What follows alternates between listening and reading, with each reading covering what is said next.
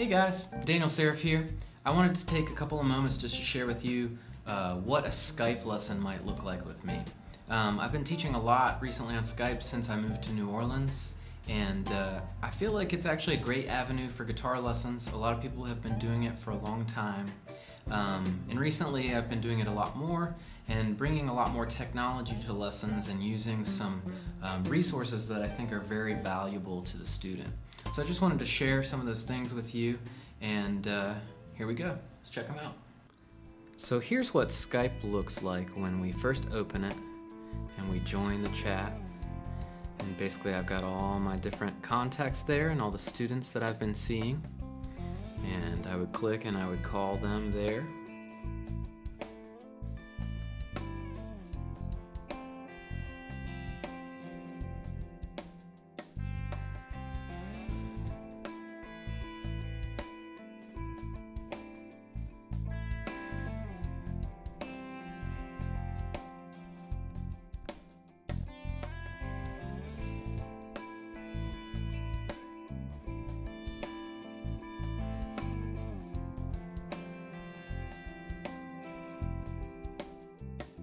So I found that using box.com is really handy, and you just create your own login and password. And then what I do is I create a folder in my Guitar Students folder for every individual, and you all have your own folder. And so we'll check out Frank's folder here. So Frank and I have been doing some stuff this summer, and so I have a summer 2018 folder.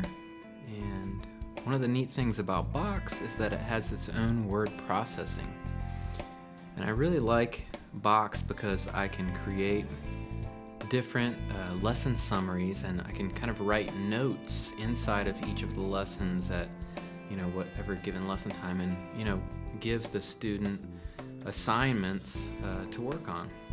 And then also Frank and I have been working on the song Equinox. And Equinox is a jazz standard. It's basically a minor blues. And so we've worked on all the parts. We've worked on the melody, and in this particular case, this is lick number 4, a turnaround lick that I gave him. And I wrote that one out handwritten, but I also used Guitar Pro, which I'll show. And this is a summary of our August 7th lesson, just things that he needs to keep thinking about. Along with the lesson summaries, I actually like to offer up videos, and many times it's easiest to post those videos on a private link inside of YouTube. So inside of my YouTube channel, I will make videos on either my iPhone or my nice camera. Either way, they both look great. And I post them privately to my YouTube channel, and here I'm able to share them with whatever students are working on whatever songs. So a lot of times, if I'm working with a jazz student or a blues student or somebody like that, and we pull up it's time to learn a new song, I've often taught that song already to a different student, and I can help them by already having some content that's been created for them that they can learn right away. Like yesterday, I specifically gave this first full chorus of Equinox to one of my students, and they'll be learning that this week.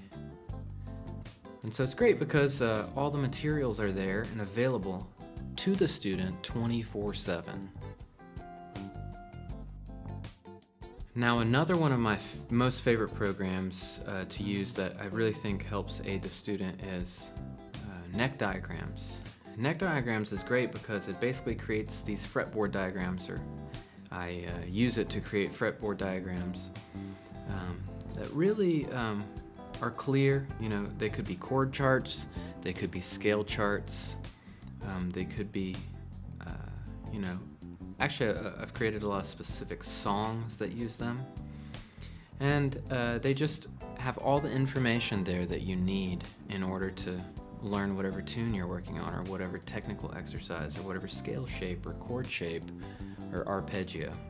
All the information is there. Now, if you've worked with me before, you know that I love to use Ableton Live and real live drummers, great drummers, to create jam tracks. And so, I can create these jam tracks on the fly. And, if we're working on a new tune that I've never heard before, I can learn the chord changes very quickly. I can find a great drum groove or create it.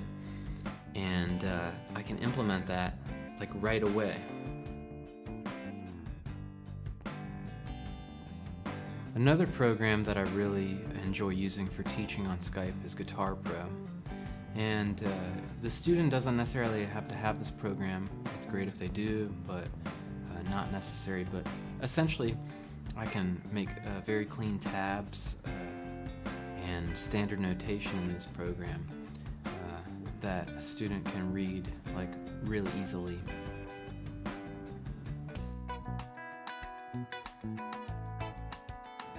And one of the last tools that I really like to use, and it's implemented on my website, progressiveguitarlessons.com, is soundslice.com.